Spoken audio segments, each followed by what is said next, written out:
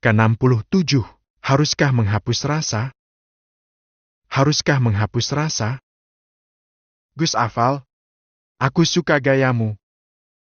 Setelah berucap, dia kembali melangkah meninggalkan Akal yang masih termangu di tempat. Dia menoleh ke arah Ahal. Kenapa? Tanya dia. Akal menggeleng sambil terus melanjutkan langkahnya. Panggil seperti biasanya saja, gak usah belembel Gus. Ucap Akal yang kini sudah bisa mengejar langkah dia. Kenapa memang? Bukannya kamu memang seorang Gus? Dia menoleh ke arah Ahal yang berjalan di sampingnya. Tapi aku gak suka. Ketus Akal dengan pandangan lurus ke depan sambil terus melangkah. Tapi aku suka. Lirih dia, namun masih bisa didengar oleh Akal. Sudah gak usah, kita bersikap seperti biasanya saja. Lebih nyaman. Tanggap Akal tanpa melirik dia sedetik pun. Ya memangnya kenapa? Dia keras kepala untuk mencari jawaban dari kekepoannya. Tadi kan aku sudah bilang, aku gak suka. Iya, tapi kenapa gak suka? Kokeh dia. Lebih baik sebutan itu kamu untuk Arfan saja. Dia menghentikan langkahnya dengan wajah merengut. Kesal dengan jawaban Akal. Sedangkan Akal bersikap cuek dengan terus melangkah. Sambil menghentakkan kakinya, dia kembali melanjutkan langkahnya. Kampung ini indah, ya? Pemandangannya hijau dan asri. Celetuk dia yang berjalan di belakang Akal. Sedangkan matanya menatap sekeliling. Akal terus melanjutkan langkahnya tanpa menanggapi ucapan dia. Nama kampung ini apa, ya?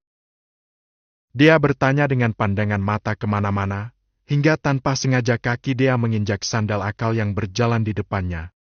Mengakibatkan Akal hampir jatuh terjungkal ke depan. Sontak saja hal itu membuat Akal segera menoleh ke arah dia. Mbak sengaja? Ya. Hardik Akal menatap dia dengan tatapan tak bersahabat. Merasa dikerjai oleh dia. Maaf, aku tidak sengaja. Tadi pandanganku kemana-mana. Jelas dia. Merasa bersalah.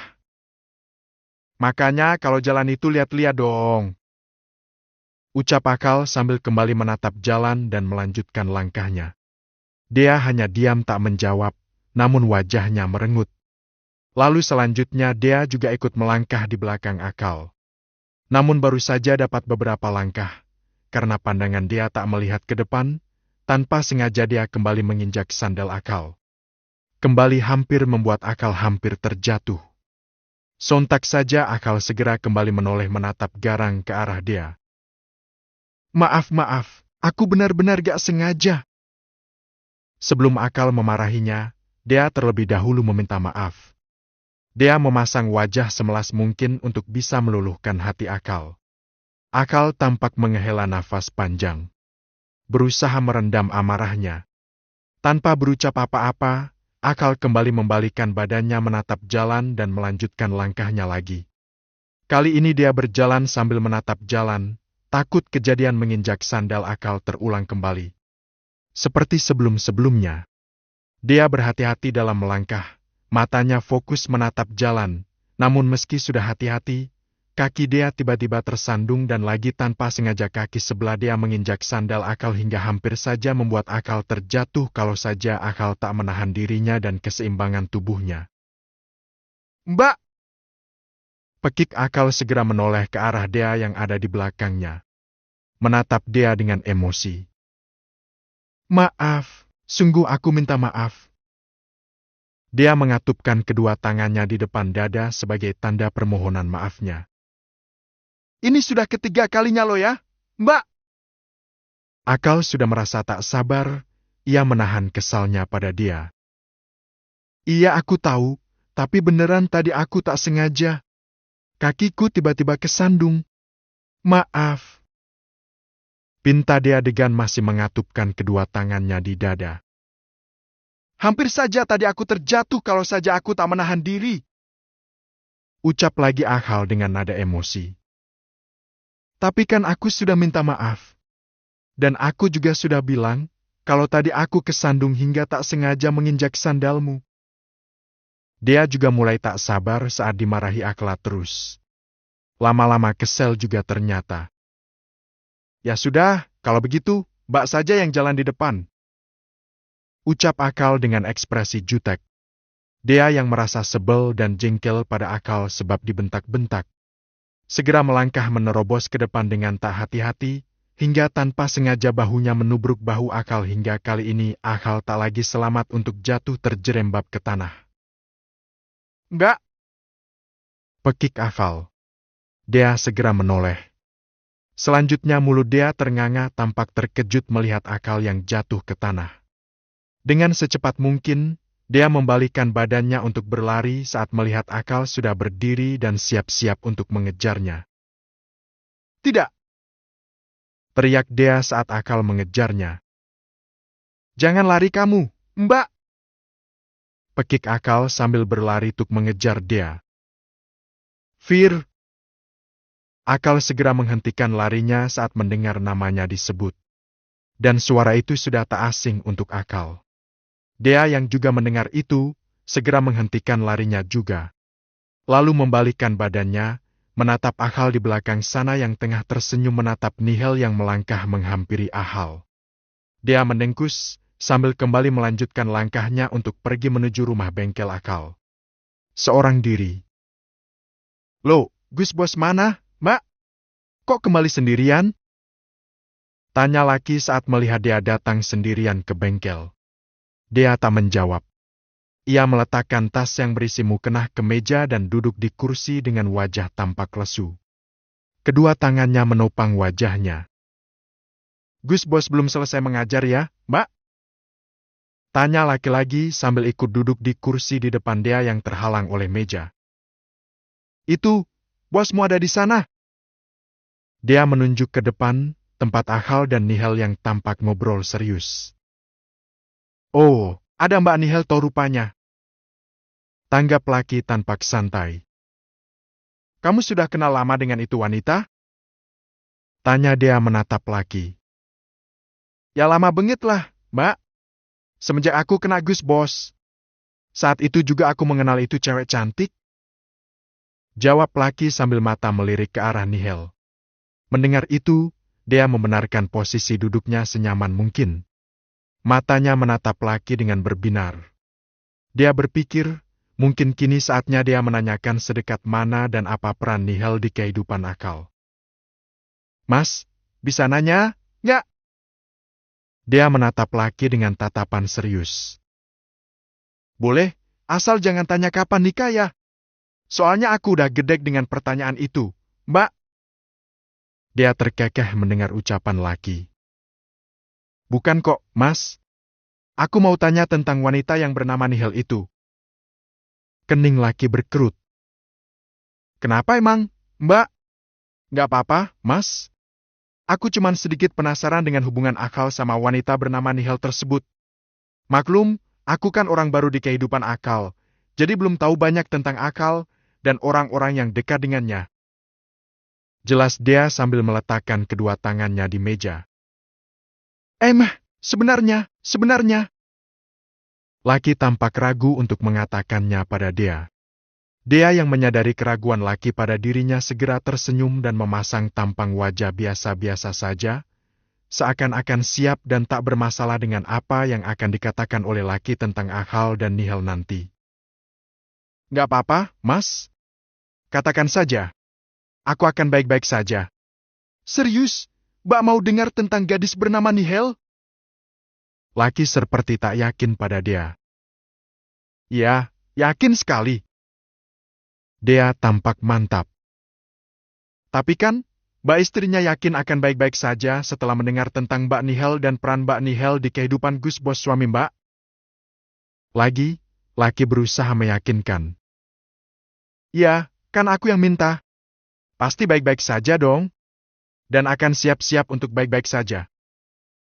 Dia mengukir senyum untuk membuat laki percaya bahwa dirinya baik-baik saja, dan akan baik-baik saja setelah mendengar semuanya tentang Nihil di kehidupan Akal yang dulu, bahkan hingga sekarang. Laki tak langsung menjawab. Dipandanginya wajah Dea sekali lagi. Untuk meyakinkan bahwa dia akan baik-baik saja setelah dirinya menceritakan siapa Nihil di kehidupan Akal. Aku mohon, katakanlah, hanya kamu harapanku agar bisa mengetahui siapa Nihil di kehidupan Akal. Dia mengatupkan kedua tangannya di depan dada sebagai tanda permohonannya pada laki. Laki tampak menghela nafas. Baiklah kalau Mbak memaksa. Akhirnya laki lulu juga. Sontak membuat dia tersenyum. Intinya Nihil orang yang sangat berperan penting di kehidupan Gus Bos, Mbak. Semenjak dari kecil, yang aku dengar, Nihil satu-satunya orang yang paling mengerti Gus Bos selain Abi Gus Bos, yaitu Ustadz Salan. Jelas laki. Dia berusaha menguatkan hatinya untuk mendengar cerita selanjutnya yang tentunya akan sedikit membuat dia baper dan sedih nantinya. Nihil selalu ada di saat Gus Bos susah ataupun senang. Suka duka Gus Bos selalu ada Mbak Nihil di sampingnya. Mbak Nihil orang yang paling mengerti dengan perasaan Gus Bos. Jika semua orang menyalahkan Gus Bos, maka Nihil adalah orang pertama yang mempercayai dan membela Gus Bos. Rasa tak terima mulai menyelinap pada dia. Namun apa mau dikata, semua memang ada di kehidupan nyatanya. Tak sampai di situ, Nihil jugalah yang membantu Gus Bos untuk mewujudkan keinginannya dengan memberinya Gus Bos pinjaman untuk modal membuka bisnisnya dimulai dari membuka bengkel hingga tempat gym, karena Nihil sendiri adalah putri tunggal dari pemilik perusahaan besar di kota ini. Jadinya dia tak mempermasalahkan pinjaman itu. Bahkan Mbak Nihil niatnya ingin memberikannya pada Gus Bos secara sukarela, namun Gus Bos menolaknya. Jelas laki. Sekarang dia mengerti kenapa saat dia menanyakan dapat dari mana modal untuk membuka bisnisnya Akal menjawab nomor riba. Ternyata di balik kesuksesannya ada Nihil. Jadi karena itu Akal sangat menyukai Nihil? Dia bertanya sambil dengan menggigit bibir bawahnya. Siap-siap mendengar kenyataan yang tentunya sedikit meluluhlantakkan hatinya. Bisa jadi, Mak. Kalau untuk alasan itu, aku kurang tahu, Mak. Soalnya Gus Bos memiliki hubungan sama Nihil sudah sejak dari kecil. Itu yang saya tahu. Jadi sudah lama Mbak Nihil yang kenal Gus Bos daripada saya. Jawab laki. Jadi orang-orang sini rata-rata sudah tahu semua kalau Nihil adalah kekasih dari Akal? Dia menatap laki dengan tatapan selidik. Jelas tahu semua, Mbak.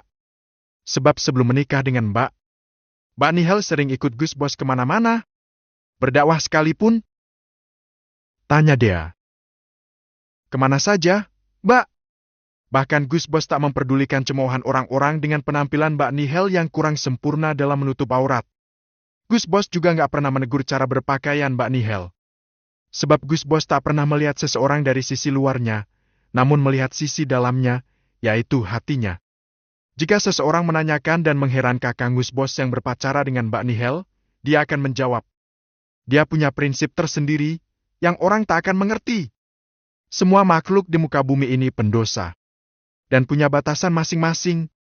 Menurut Gus Bos jika berpacaran adalah dosa, maka dosa yang itu yang tidak bisa Gus Bos tinggalkan. Dia menundukkan wajahnya. Ternyata sebegitu dalam cinta Akal untuk Nihil. Rasanya malu sendiri, berharap bisa mendapatkan secuil rasa dari Akal, sebab sudah jelas sekali seluruh cinta Akal hanya untuk Nihil. Lalu bagaimana dengan nasib perasaannya pada Akal yang kini mulai tumbuh tanpa ia sendiri sadari? Sedangkan orang yang ia cintai masih ada sosok wanita lain yang bertahta di hati suaminya. Maaf, Mbak. Sebenarnya saya tak ingin mengatakan ini pada Mbak. Dia mengukir senyum pahit. Gak apa-apa, kan lagian aku sendiri yang bertanya. Tetap saja saya tidak nyaman, Mbak. Tapi mau gimana lagi?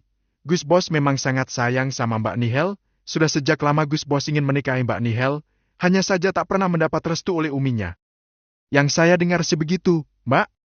Dan Gus Bos tak berdaya melawan keputusan uminya, wanita yang juga sangat berperan penting dalam hidupnya. Wanita nomor satu di kehidupan Gus Bos. Gus Bos pernah bilang, di dunia ini ada dua wanita yang istimewa dalam hidupnya. Yang pertama adalah uminya, dan yang kedua adalah Mbak Nihil. Dia menggigit bibirnya, berusaha mencegah agar hatinya tak sakit mendengar nama Nihel yang bertahta berada di urutan nomor 2 di hati pria asing yang menjadi suaminya secara mendadak. Namun kini pria asing itu pula yang memberikan warna baru dalam hidupnya. Dia bingung untuk menanggapi perasaannya sendiri untuk hal yang kini mulai tumbuh bermekaran. Sedangkan sudah pasti hal itu takkan pernah mendapatkan jawaban. Sebab jawaban akal tetap satu, yaitu Nihel. Dia sadar akan itu. Dia menoleh ke arah di mana akal dan Nihel berada. Mereka masih tampak berbincang-bincang tampak seru. Terlihat beberapa kali akal tersenyum dengan ucapan Nihel, dan beberapa kali akal menyelipkan anak rambut Nihel yang berterbangan di terpa angin. Dia dilema, setelah mendengar semuanya dari laki. Dan apa yang dilihatnya sekarang, haruskah ia berusaha menghapus rasa yang telah ada? Sedangkan dirinya sadar bahwa cinta akal pada Nihel begitu besar. Terlihat dari cara akal melihat dan bersikap pada Nihel. Ke-68, bolehkah aku mengagumimu? Bolehkah aku mengagumimu? Dia termenung di jendela kamar rumah akal. Ingatannya kembali tergiang-giang dengan cerita laki yang mengatakan bahwa Nihel adalah segalanya bagi akal. Entah kenapa ada rasa tak terima di benak dia. Mendadak iri, ingin juga jadi yang teristimewa untuk akal. Entah itu di nomor keberapa. Dia baru tahu, ternyata penyebab akal dikeluarkan dari pesantren terakhirnya ada hubungannya dengan Nihel. Akal rela memukuli Gus Hasan, putra kiai yang mengasuh pondok pesantren di mana kala itu akal nyantri di sana. Akal memukuli Gus Hasan karena Gus Hasan mengatakan hal buruk tentang Nihel. Gus Hasan berkata, bagaimana seorang Gus seperti akal memiliki kekasih yang statusnya adalah anak yang lahir di luar nikah. Secara tidak langsung menurut akal, Gus Hasan mengatai Nihel anak Her 4M. Tak sampai di situ, Gus Hasan juga mengomentari cara berpakaian Nihel. Dari cara berpakaiannya saja sudah tak baik dan tak patut untuk didekati. Apalagi untuk dijadikan ibu dari anak-anak kita nanti. Ingat, ibu adalah madrasatul yula untuk anak-anak kita kelak. Mendengar itu, akal langsung tak terima dan memberi pelajaran pada Gus Hasan. Hingga terjadilah perkelahian sewaktu di kampus antara Gus Akal dan Gus Hasan. Gus Hasan yang sejatinya bukanlah lawan tanding berkelahi dengan Afal, yang sudah terbiasa dengan kehidupan pergelutan tentu saja kalah melawan akal. Hingga mengakibatkan akal dikeluarkan dari pesantren secara tidak hormat. Dia tersenyum kecut. Segitu berartinya Nihel untuk akal. Hingga sebegitu tak terimanya saat ada orang yang berani menjelek-jelekkan Nihel. Sekalipun itu putra dari kiainya sendiri. Hingga akal rela mengorbankan nama baiknya tercemar. Asal ia bisa jadi perisan untuk Nihel. Gadis yang dicintanya. Dia merasa Nihel sangat beruntung karena mendapatkan cinta besar akal, hingga rela melakukan dan mengorbankan segalanya untuk Nihel. Mau menjadi perisainya. Dia tak tahu, kebaikan apa yang Nihel perbuat, hingga bisa mendapatkan cinta dari seorang seistimewa akal. Dia berpikir, apa perlu ia menjadi seperti Nihel agar bisa juga dicintai akal. Akal bersandar di depan mobil Nihel. Begitupun juga dengan Nihel yang ada di samping akal. Aku tidak mau dijodohkan, Fir. Lirih Nihel sambil menundukkan wajahnya. Berusaha menyembunyikan air matanya yang mengembun di pelupuk matanya. Pria itu seperti apa, Hel? Akal menatap Nihel dengan tatapan iba.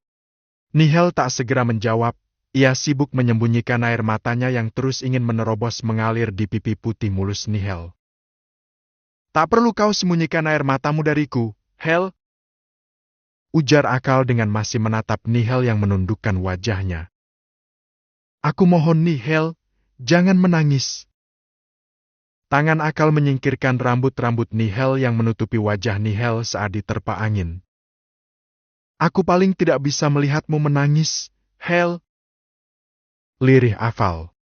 Tampak juga ikut sedih saat melihat wanita yang dicintainya bersedih. Jujur saja, rasa akal untuk Nihel masih sama. Tak ada yang berubah, meski sudah ada dia di kehidupan akal sebagai istrinya.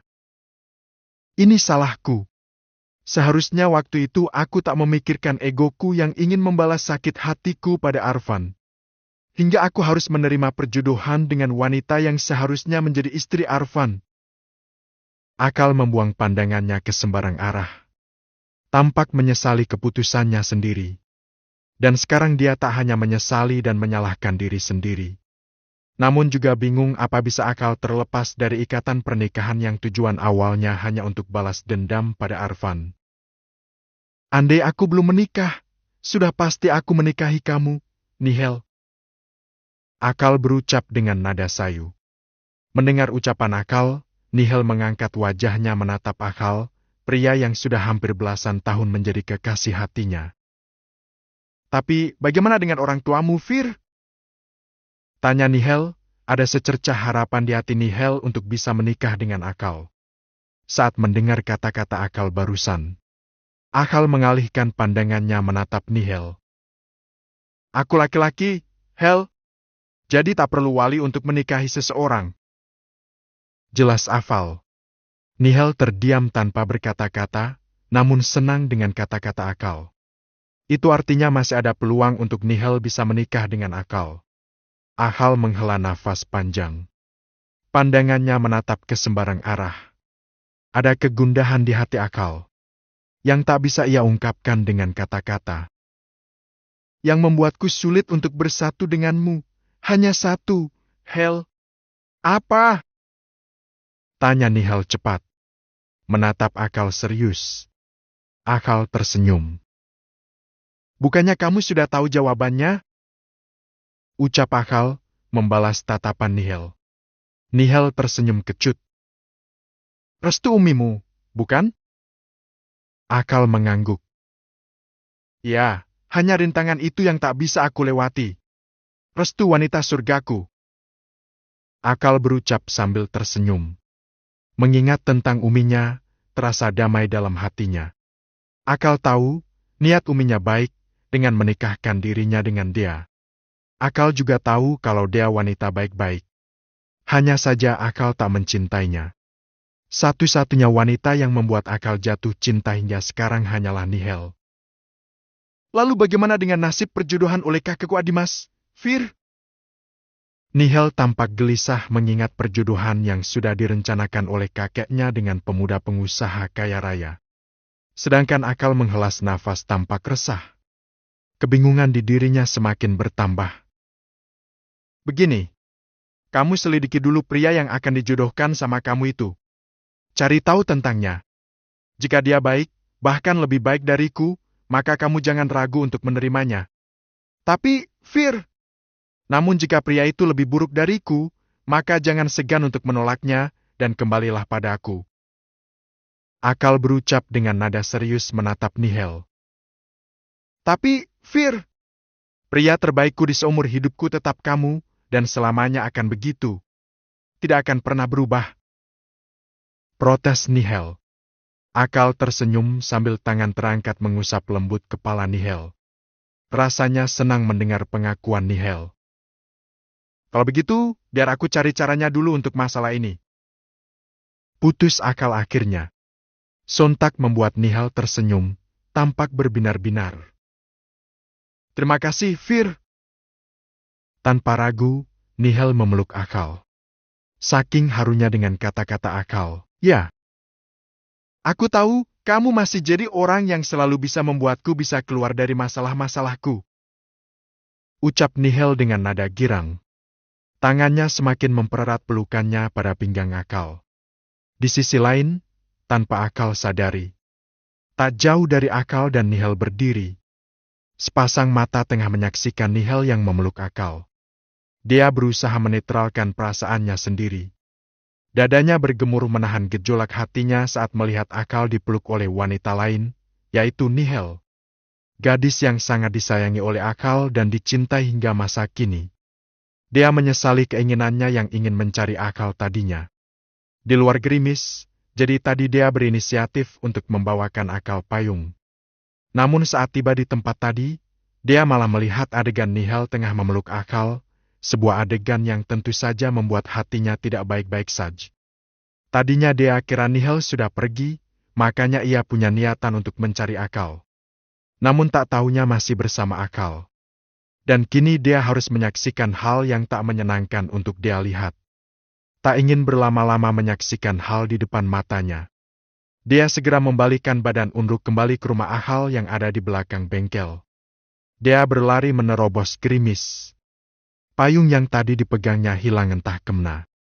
Ia tak sadar sejak kapan kehilangan payung yang dipegangnya. Dan dia juga tak ada niatan seperti ingin mencarinya. Dia kembali masuk ke dalam kamar.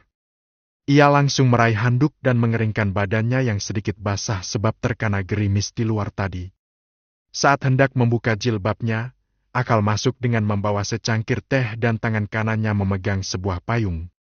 Dia melirik payung yang dipegang oleh Akal. Itu adalah payung miliknya. Entah kenapa bisa ada di Akal. Dia bingung. "Kenapa Mbak menatap seperti itu?"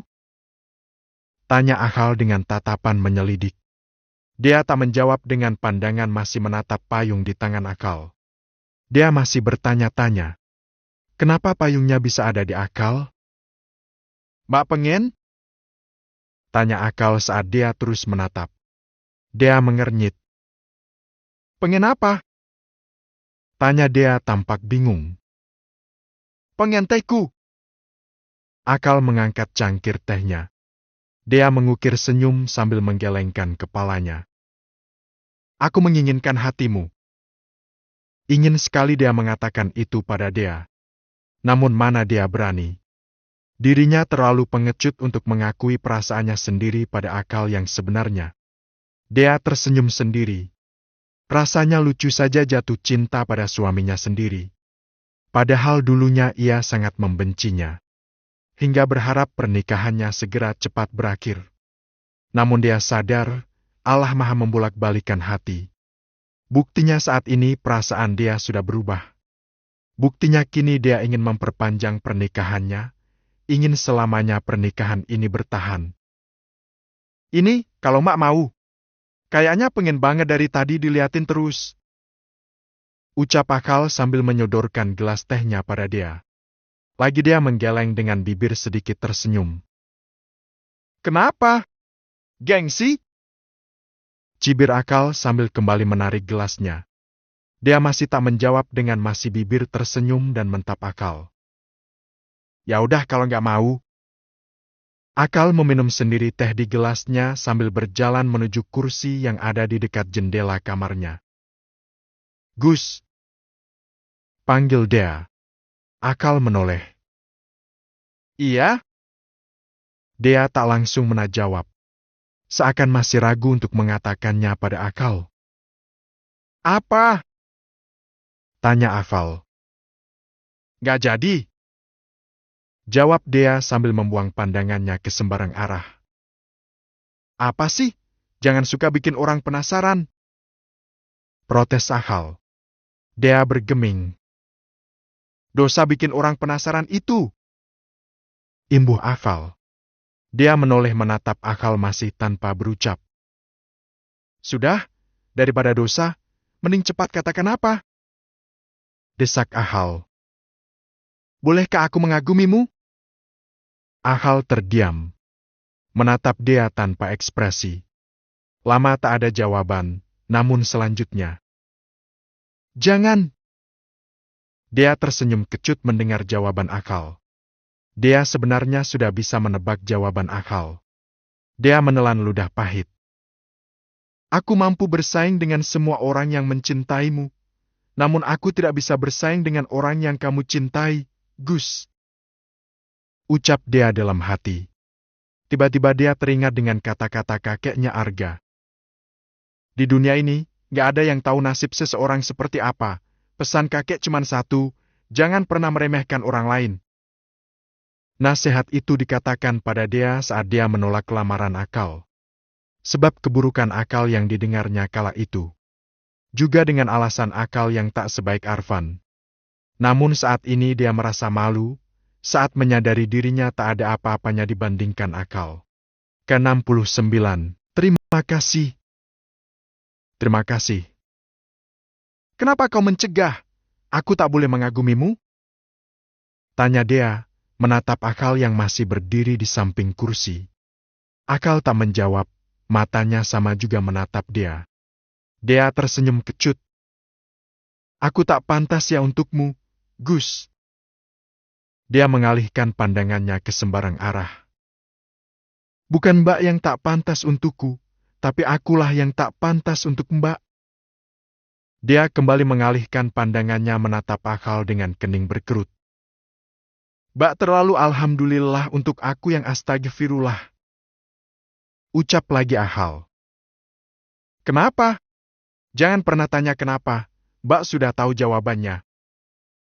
Ucap Akal sambil duduk di kursi yang ada di dekatnya. Apa? Aku tak menemukan alasan apapun hingga kau tak pantas untuk kukagumi? Tanggap dia. Menatap Akal serius. Intinya jangan, Mbak tak tahu aja aku seperti apa. Aku ini buruk. Semua kenakalan sudah pernah aku lakukan. Tapi tujuanmu baik bukan, melakukan itu semua? Tanggap dia. Lagi, Akal hanya tersenyum tanpa menatap dia sambil menggeleng-gelepkan kepalanya.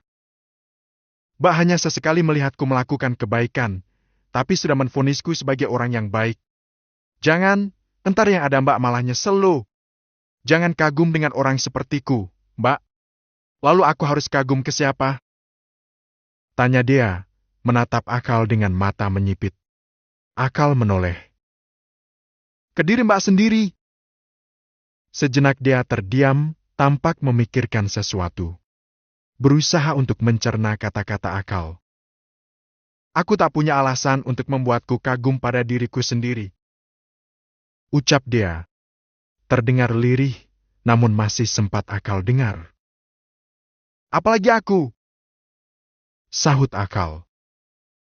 Jadi kamu gak merasa diri kamu sendiri baik, begitu? Akal menggeleng. Aku malah merasa diriku kotor. Kotor kenapa? Aku ini nakal, Mbak. Hanya dapat title saja, yang lainnya jangan Mbak tanyakan. Dia terdiam, dari itu dia sadar bahwa semua kebaikan Akal sama sekali tak ingin ditunjukkan ke siapapun. Dia menyerah, tak ingin bertanya apapun lagi. Dia turun dari motor Akal setelah tiba di parkiran kampus. Biasanya dia akan masuk terlebih dahulu ke kampus setelah tiba, namun kali ini tidak. Dia masih menunggu Akal yang memarkirkan motornya dan melepas helmnya. Kenapa masih di sini? Belum masuk? Tanya Akal saat melihat dia masih berdiri di tempat yang sama saat pertama kali turun. Itu aku. Dia menghentikan kata-katanya. Mendadak kebingungan. Mau ngejawab apa pada Akal? Tidak mungkin menjawab jujur, mengaku menunggu Akal. Hal itu terlalu gengsi untuk dia akui, yang melihat Akal hanya cuek-cuek saja. Aku, apa? Tanya Akal yang melihat dia tak lagi melanjutkan kata-katanya. Enggak kok, cuman itu tadinya aku. Oh, maksud bawang? Tebak Akal. Sontak membuat dia ternganga.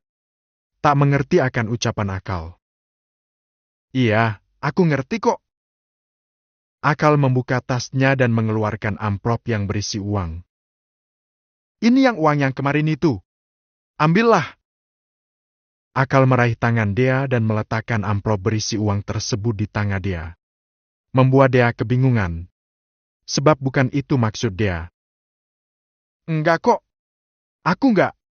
Udah enggak usah malu-malu. Aku tahu sekarang Mbak lagi butuh uang, mau bayar uang semester bukan? Hah? Dia melongo tak mengerti. Namun itu tak berlangsung lama. Sebab Akal menunjukkan surat tagihan uang semester dia. Ini dari Pak Zaki. Kemarin dia yang memberikannya padaku. Jelas Akal tanpa dia tanya. Ya, tapi kenapa dikasih ke kamu? Tanya dia, tak mengerti. Ya wajar dong dikasih ke aku, kan aku suamimu. Pastinya Pak Zaki sudah paham kalau kau sudah tanggung jawabku. Terang hafal. Dia menghembuskan nafas sambil mata melirik amplop yang ada di tangannya. Ini ambil lagi. Dia mengembalikan amplop uang tadi ke tangan Ahal. Kenapa? Kurang? Tanya Akal sambil tangan hendak meraih dompetnya di dalam tas. Bukan. Cegah Dea membuat Akal yang mengaduk-aduk tasnya mencari dompet terhenti. Apa? Akal menatap Dea. Bukan itu tadi maksudku. Terang Dea. Terus? Tadi itu aku. Ya apapun itu tadi, tetap aja ini ambil. Akal kembali meletakkan amplop uang tadi di tangan Dea. Cepat bayar, nanti Pak Zagi ngiranya aku nggak mampu bayarin kuliah Mbak. Akal kembali menutup tasnya dan mengendongnya. Udah ambil aja, nggak usah masang tampang malu gitu. Lagian itu uang nafkah Mbak selama dalam 2 bulan ini. Belum aku kasih sama sekali kayaknya. Ujar Akal dengan ekspresi wajah tanpa mengingat-ingat. Akhirnya dia menerima amplop uang tersebut. Terima kasih. Hei, Fir!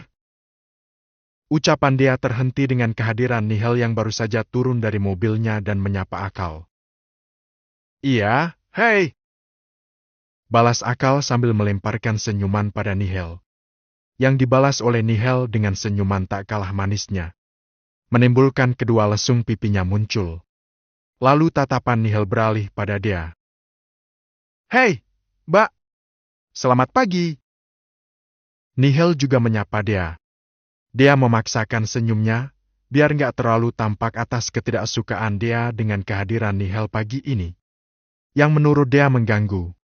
Karena tak mendapat balasan dari dia, Nihal segera mengalihkan pandangannya kembali menatap Akal. Kalau begitu, aku duluan ya, Afir. Pamit Nihal. Yang menyadari ketidaksukaan dia terhadap dirinya.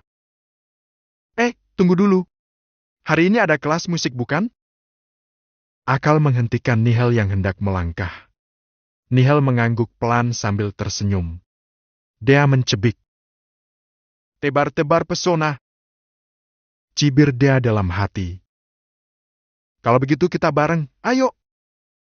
Akal melangkah, bersisian di samping Nihal masuk ke dalam kampus. Dia yang memandangi itu, tersenyum kecut. Kayak ada yang kebakaran, nih.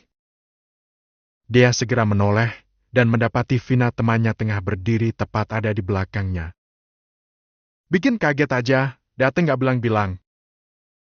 Ujar dia. Gak sempat, saking asiknya ngeliat kebakaran. Kebakaran? Di mana ada kebakaran? Dia tolah-toleh, mencari kebakaran yang dikatakan Vina. Kebakarannya di sini.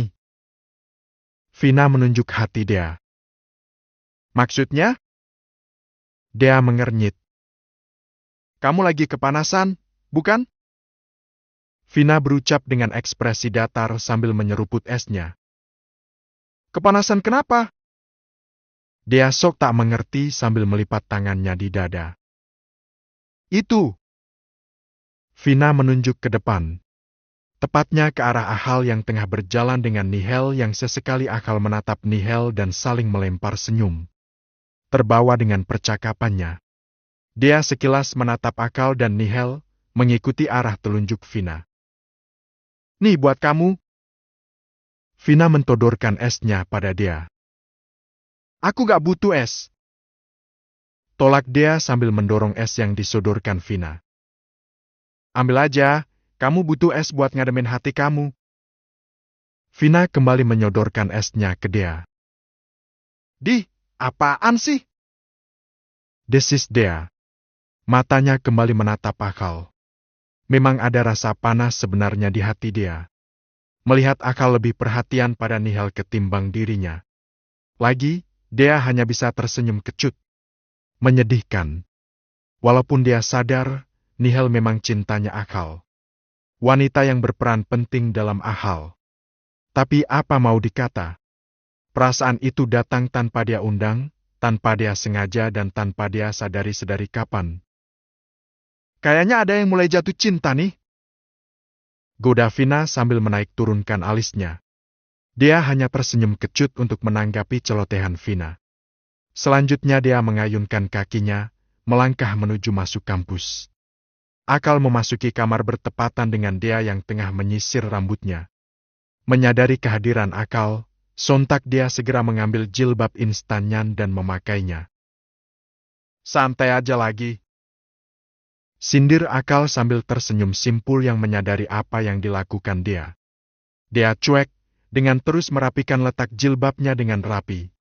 Akal menyimpan tasnya di sembarang tempat. Hei! Tergur dia. Melototi Akal dengan sebelah tangan bertengger di pinggangnya. Apa? Akal mengangkat dagunya. Membalas tatapan sengit dia. Itu, tas. Yang benar naruhnya, ya. Aku baru saja beres-beres kamar. Protes dia. Menatap Akal dengan tatapan tak suka. Ya tinggal beresin aja lagi. Susahnya di mana coba? Jawab Akal sekenanya. Kamu kan istri soleha? Akal menarik turunkan alisnya. Berusaha meratu dia. Maaf, gak mempan gombalan apalagi rayuan. Sengit dia sambil mengalihkan pandangannya ke sembarang arah. Serius? Akal maju beberapa langkah dengan secara perlahan. Tangannya dilipat di depan dadanya. Dia mencebik, tampak mengentengkan Akal. Akal yang merasa tertantang semakin mempercepat langkahnya mendekati tempat di mana dia berdiri. Mau ngapain? Sengit dia sambil menatap Akal dengan dahi berkerut. Kata Mia mau dirayu. Jawab Akal sambil terus melangkah. Jangan fitnah. Aku nggak ada bilang aku pengen dirayu, ya? Dia mulai panik saat Akal sudah mulai mendekatinya. Lalu, tadi itu apa? Kini Akal sudah ada di hadapan dia. Tadi aku bilang. Mendadak dia tergeragap. Iya, Ma bilang apa? Tadi aku hanya bilang kalau aku itu tak mempan rayuan. Jawab dia tampak gugup. Ya maka dari itu aku ingin mengetesnya. Akal kembali melangkah memepet dia.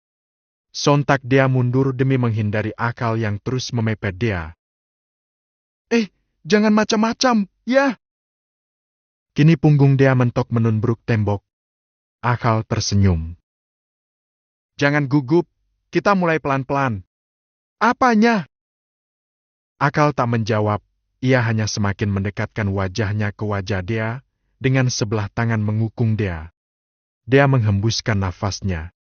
Tampak berusaha pasrah, secara perlahan memejamkan matanya. Namun tiba-tiba, Afal. Dia segera membuka matanya saat mendengar suara Umi Helwa yang terdengar tengah memanggil Afal. Begitupun juga dengan Afal yang segera menjauhkan diri dari dia. Afal, keluarlah! Panggil Helwa dengan nada terdengar jengkel. Dipanggil Umi, tuh! Ucap dia sambil memberi isyarat pada Akal untuk keluar menemuinya. Akal pun membalikkan badannya melangkah, membuka pintu untuk menemui uminya, Helwa. Jadi kamu masih berhubungan dengan wanita itu? Seru Helwa. Menatap garang pada Akal. Maksud Umi? Akal mengernyit. Tanda tak mengerti dengan arah pembicaraan Helwa. Helwa mendengkus, tangannya membuka amplop, mengeluarkan sebuah foto dan menunjukkan pada Akal. Lihat ini. Seru Helwa.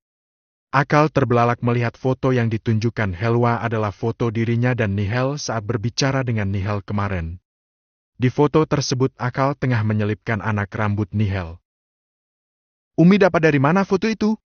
Dari seorang kurir. Sudah tidak penting membahas siapa yang mengirimnya. Sekarang Umi mau bahas tentang foto kamu ini dengan Nihel.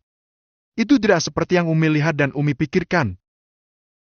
Ucap Akal berusaha menjelaskan. Lalu ini apa? Seru Helwa. Kamu masih berhubungan dengan gadis tak baik itu. Lanjut Helwa tampak menahan emosi pada putranya tersebut. Mi, dengar. Afal. Jangan ngelak lagi, Akal. Sudah jelas-jelas ini foto kamu sama Nihel. Hardik Helwa. Kamu belum berubah juga ya ternyata. Dengan perbuatan kamu ini, bisa membuat nama Abi dan yayasan Abimu tercemar.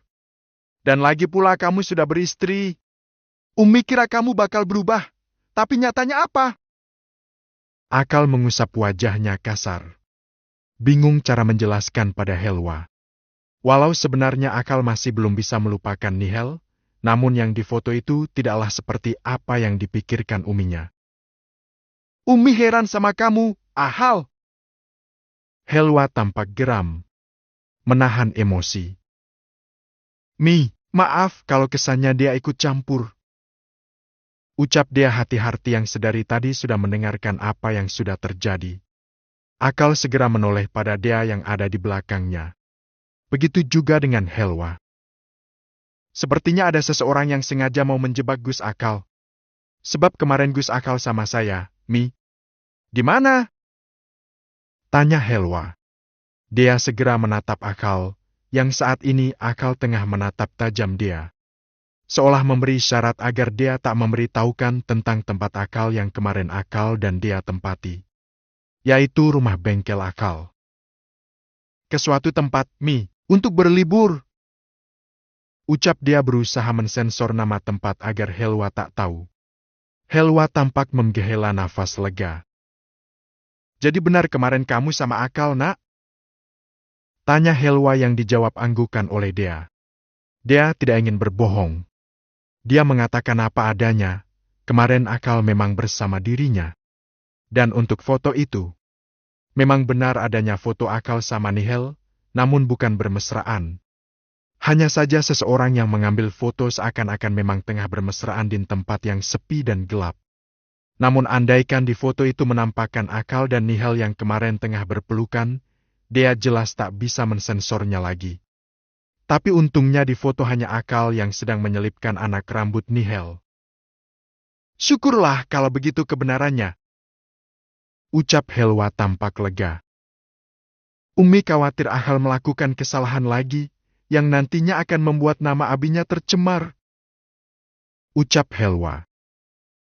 Enggak kok, Mi. Putra Umi ini sebenarnya baik kok. Jawab dia sambil tersenyum. Semoga saja, itu memang harapan Umi dan Abi. Kalau begitu Umi pergi dulu, ya? Helwa mengusap pipi dia lembut sebelum pergi.